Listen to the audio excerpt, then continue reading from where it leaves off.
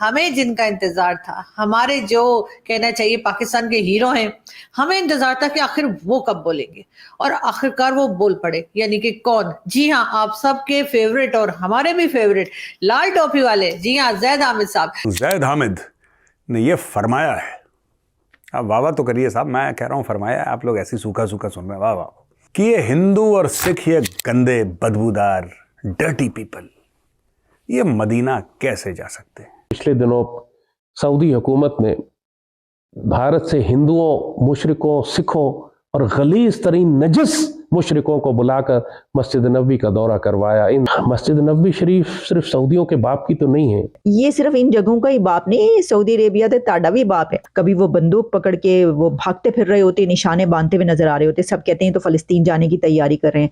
कभी फिर लगता है कि तीसरी आलमी जंग जो स्टार्ट होने वाली है, इसमें जाने की तैयारी कर रहे हैं। सर, मैं आपसे ये पूछना चाहूँगा कि आप इंडियंस के खिलाफ बहुत है। मैं ये जानना चाहूँगा कि इंडिया में जो मुसलमान रहते हैं, क्या आपकी उनकी खिलाफ भी थिंकिंग हुई है जो हिंदुओं के खिलाफ है? फतह करके लाएंगे इंशाअल्लाह। ये वागे से आपका भाई वेपन लेके जाएगा, खुद फायरिंग करता हुआ। जिस गन से आपने फायरिंग की है 250 रुपए की और इससे कतरीना कैफ तो फतह हो सकती है, इंडिया फतह नहीं हो सकता। हाँ, तो कतरीना कैफ तो फतह हो रही ना, हिंदुस्तान को मैंने सर पे मार दिया। इसको है कुछ, जैसे कुछ लोगों को होता है ना कि बवसी टाइप का है, इसको है प्रॉब्लम। उनकी कई वीडियोस आती हैं जिसमें वो कहते हैं कि उन्होंने गज़वा हिंद भी करना है और सऊदी अरब में बिल्कुल उनको अरेस्ट किया गया था, और सिर्फ अरेस्ट ही नहीं किया गया था, 200 कोड़े भी पड़े थे। शेख ने पकड़ के इसको जेल में डाल दिया, 8 साल की जेल, और बोला कि अंग विशेष पे 1000 कोड़े पड़ेंगे। वापस जब ये पाकिस्तान आया, मैं वापस जाऊंगा कोड़े पड़ने वाले इंसिडेंट पे बाद में, थोड़ा सा ये सुन लीजिए। पाकिस्तान आता था, बोला कि ज़ैद हामिद साहब अस्सलाम वालेकुम, वालेकुम सलाम, तशरीफ रखिए। तो जैसे ही बोलते थे तशरीफ रखिए तो उसकी रूह कांप जाती थी, औंधे मुंह लेट जाता था।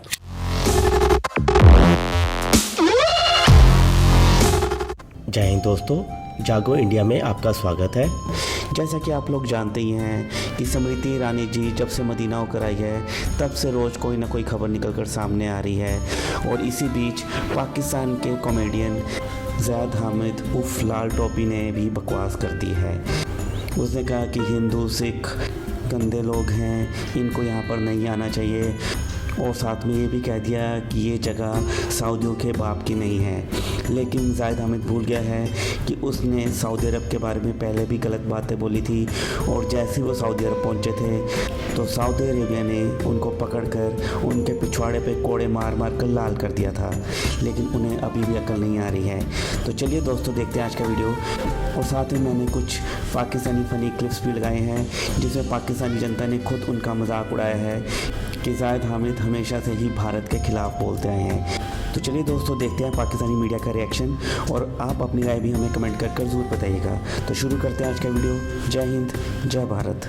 ज़ैद हामिद साहब, आप हमेशा जिहाद की बात करते हैं, आप असला चलाना भी जानते हैं या भागने वालों में सबसे आगे होंगे? नहीं नहीं जी, बड़े ठीक ठाक फाइटर हैं, क्लैशनिकोव चला लेते हैं, G3 के बड़े माहिर हैं। ये इस तरह यकीन नहीं करेगा, जब इसको फायर बजेंगे ना फिर यकीन करेगा। देखिए तो बच्चा बच्चा जानता है, मैं G3 चला लेता हूँ, मैं क्लैशनिकोव चला लेता हूँ, मैं मैकारोव चला लेता हूँ, मैं तो एटम बम भी चला सकता हूँ। वाह वाह वाह। काश आप मुझे एक बार इजाजत दे दें एटम बम। एटम बम कहाँ चलाते रहे, गुब्बारे फाड़ते रहे उससे।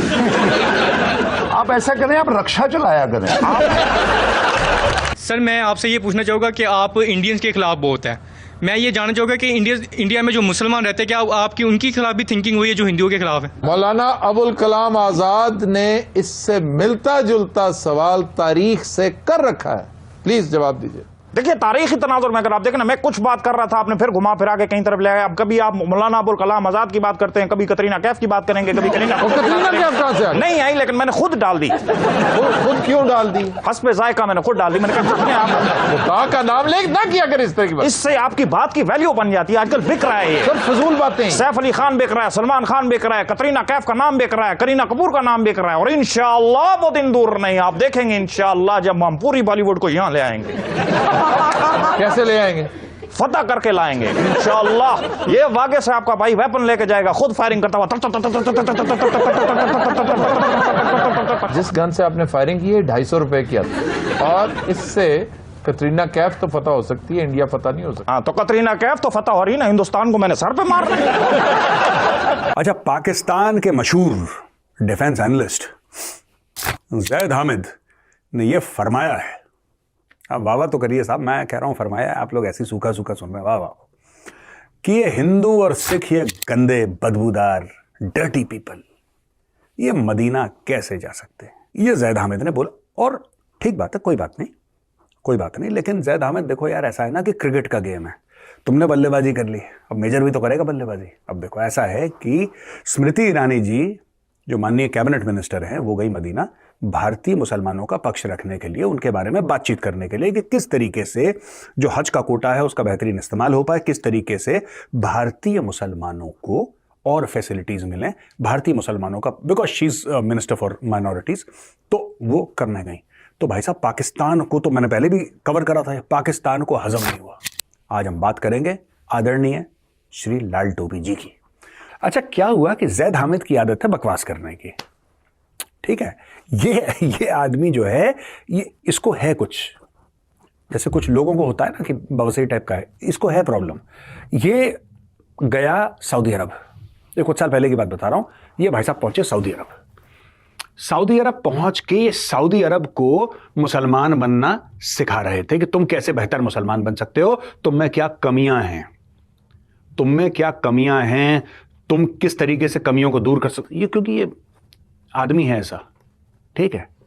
सऊदी अरब ने बोला कि अच्छा तुम बहुत बोलती हबीबी है, चलो आओ हमारे मेहमान बनती, तुम्हें रोज रोज खजूर खिलाती। तो शेख ने पकड़ के उसको जेल में डाल दिया, 8 साल की जेल, और बोला कि अंग विशेष पे 1000 कोड़े पड़ेंगे। और भाई साहब इसको कोड़े पड़ना शुरू हुए अंग विशेष पे, तो ये ऐसे, ये देखिए, ये बंदर की फोटो नहीं है भाई, ये जैद हामिद है। सऊदी अरब की जेल में मार खा खा के ऐसे ही हो गया। तो एक जमाना था जब ये पाकिस्तान आया, मैं वापस जाऊंगा कोड़े पड़ने वाले इंसिडेंट पे बाद में, थोड़ा सा ये सुन लीजिए। पाकिस्तान आता था, बोला कि जैद हामिद साहब अस्सलाम वालेकुम सलाम, तशरीफ रखिए। तो जैसे ही बोलते थे तशरीफ रखिए तो उसकी रूह कांप जाती थी, औंधे मुंह लेट जाता था, क्योंकि इसकी तशरीफ कर दी थी शेखों ने लाल, क्योंकि ये वहां पे बकवास कर रहा था और ये रोज इसको पढ़ रहे थे। किश्त होती है ना, कोड़ों की किश्त होती है, तो रोज इसको, वो आता था ऊंट पे शेख कोड़ा लेके, कहता था हबीबी मुंह खोलो, पहले खजूर खाओ, अब लो कोड़े कोड़े कोड़े। और फिर एडिटर साहब जरा दोबारा फोटो दिखाना जैद हामिद की, यस दिस वन, या दैट वन। तो ये जैद हामिद की फोटो कोड़े पड़ने के बाद अंग विशेष हो गया बिल्कुल ऐसा जैसे कश्मीर का सेब। कश्मीर का सेब इसलिए बोल रहा हूं क्योंकि इनका बड़ा फैसिनेशन है कश्मीर के साथ, और गजवा हिंद वहीं से शुरू करेंगे कश्मीर से, तो बड़ा फैसिनेशन है कश्मीर के साथ। तो कश्मीर बोलते हुए इनका अंग विशेष बिल्कुल हो गया कश्मीरी सेब। अच्छा, ये बंदा है गजवा हिंद, जो कि सबसे बड़ा झूठ है, गजवा हिंद सबसे बड़ा फ्रॉड है। कोशिश कोई भी करे, किसी भी किताब में कुछ लिखा हो, तुम क्या गजवा फजवा करोगे यार, है। गजवे के लिए पैसे चाहिए, और गजवे के लिए क्या चाहिए, हिम्मत। बात करते हो गजवाए हिंद की, ये जैद हामिद अक्सर कहता है गजवाए हिंद, गजवा। किसने रोका भाई तुम्हें, किसने रोका है।